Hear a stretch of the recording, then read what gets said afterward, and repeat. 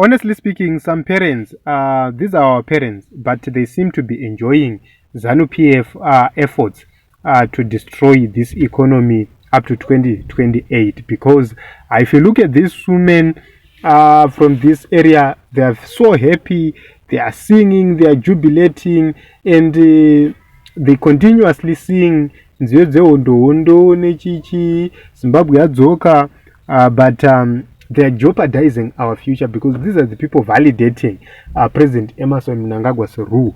Isisu tiri enough is enough. ZANU-PF has been there for over 42 years. They failed to do anything inspiring, and the new generation no longer trusts this old guard. And we really need a new generation to be in charge. ZANU-PF has sidelined its own young people, its own youths, and they've managed to make the older dollars occupy all influential positions in government, in party, and everywhere in institutions.